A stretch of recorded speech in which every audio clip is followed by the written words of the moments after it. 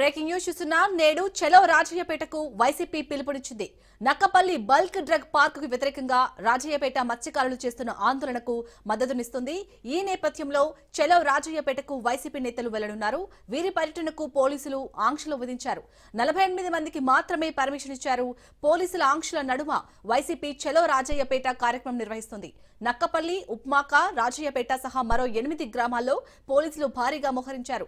అనుమతి లేకుండా రాజయ్యపేటకు వస్తే అరెస్టులు చేస్తామని హెచ్చరించారు పోలీసులు. దీంతో రాజయ్యపేటకు వెళ్లే అన్ని మార్గాల్లో పోలీసులు విస్తృత తనిఖీలు చేపట్టారు.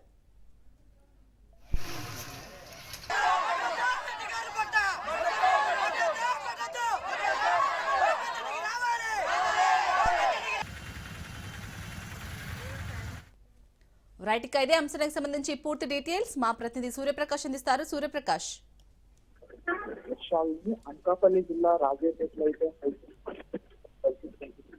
బల్క్ పాలసీని అయితే వ్యతిరేకిస్తున్న మత్స్యకారులు దీనికి సంబంధించి గత 6 నెలలుగా అయితే నిరసన కార్యక్రమాలు చేపడుతున్నారు. గత 4 నెల రోజులుగా అయితే దీనికి సంబంధించి భారీ ఎత్తున నిరసన కార్యక్రమాలు అయితే మత్స్యకారులు అలానే 32 గ్రామాల ప్రజలు కూడా అక్కడ మద్దతు పలుకుతూ కూడా నిరసన కార్యక్రమాలు చేస్తున్నారు.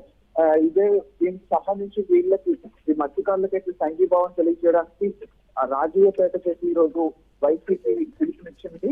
పూర్తిగా చెలో రాజయ్యపేట పేరు మీద బల్క్ పార్క్ వ్యతిరేకంగా పోరాటానికి ఎవరైతే చేస్తున్నారో వాళ్ళకి మద్దతుగా అయితే వైసీపీకి ఈ రోజు అగ్ర నాయకులంతా కూడా ఉత్తరాంధ్ర అగ్ర నాయకులంతా కూడా వెళ్తున్న పరిస్థితి కనిపిస్తుంది. రాజయ్యపేట ప్రస్తుతం వెళ్తున్న ఎమ్మెల్సీ బొత్స సత్యనారాయణతో పాటు మాజీ మంత్రి కన్నబాబు అలానే మాజీ మంత్రి అమర్నాథ్, స్థానికంగా ఉన్న అనకాపల్లి జిల్లా మాజీ ఎమ్మెల్యేలంతా కూడా తెలుసుకొని వాళ్ళకి మద్దతు ప్రకటిస్తున్న పరిస్థితి ఉంది. కానీ ఇక్కడికి వచ్చేటప్పుడైతే పోలీసులు కూడా షరతులతో కూడిన అనుమతులను అయితే రాజయ్యపేట వెళ్లేందుకైతే వైసీపీ నాయకులతో అనుమతులు అయితే జరిగింది. ఏవైతే షరతులు ఉన్నాయో ఆ షరతుల్లో ఎక్కువ మంది ఎవరైతే లిస్ట్ లో పేర్లు ఇచ్చారో ఆ 30 మంది మాత్రమే రావాలని చెప్పేసి పోలీసు అధికారులు అయితే తెలియజేసిన పరిస్థితి.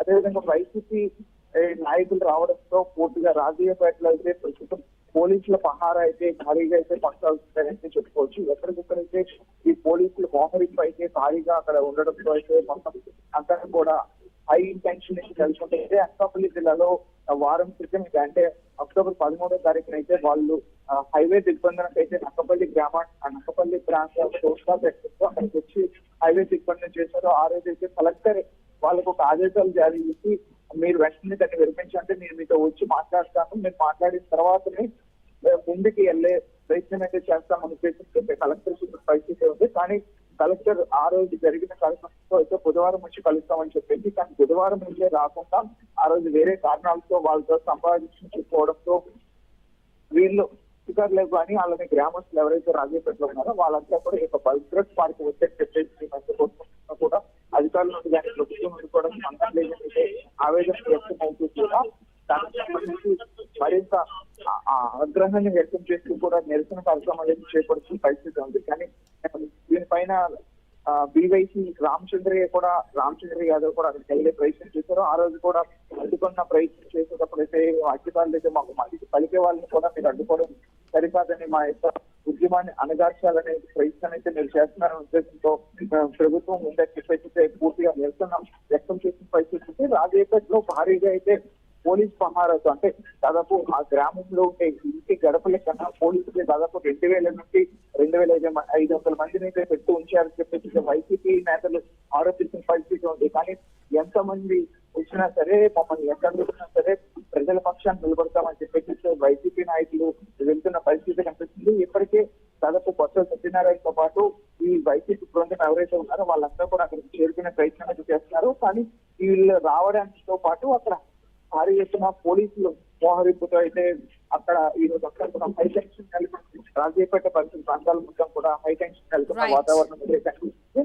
ఇదే విధంగా మత్స్యకారులకు కూడా అసలు మాకు ఈ బల్క్ డ్రగ్ పార్క్ అనేది వద్దు, మా యొక్క మత్స్య సంపద కానీ మా యొక్క ఆస్తి నష్టం కానీ జరుగుతుంది అని చెప్పేసి మేము భూములు కూడా కోల్పోవడం వల్ల ఎన్ని ఇబ్బందులు ఎదుర్కొంటాం విషయాన్ని తెలియజేసిన పరిస్థితి ఉండడంతో ప్రజలంతా కూడా ఆగ్రహావేశాల మధ్య అయితే ఈ రోజు ఈ యొక్క సమావేశం అయితే జరగబోతుంది. దీన్ని మద్దతు పలికేటప్పుడు అయితే దానికి సంబంధించి ఎవరెవరైతే వస్తారో వాళ్ళందరినీ లిస్ట్ కూడా ఇవ్వని చెప్పేసి అధికారులు తెలియజేసిన పరిస్థితి 48 మంది ముఖ్య నాయకులు మాత్రం ఆలోచిస్తున్న పరిస్థితి కనిపించడం. సో సంఘీభావం తెలిపేందుకు పోలీసులు అయితే అనుమతి అందించిన పరిస్థితి ఉంది. సంఘీభావం ఎవరైతే అనంతరం సంఘీభావం తెలిపిన తర్వాత వారి యొక్క సమస్యలన్నీ విన్న తర్వాత బొత్స సత్యనారాయణ అక్కడ ప్రెస్ మీట్ పెట్టి పూర్తిగా వాళ్ళకి ఎటువంటి మద్దతు ప్రకటిస్తారు, అలానే వైసీపీ ఎటువంటి స్టాండ్ తీసుకున్న విషయాన్ని అయితే తెలియజేసిన విషయం అయితే అక్కడ తెలియజేసిన పరిస్థితి కనిపిస్తుంది. Right, thank you Suryaprakash.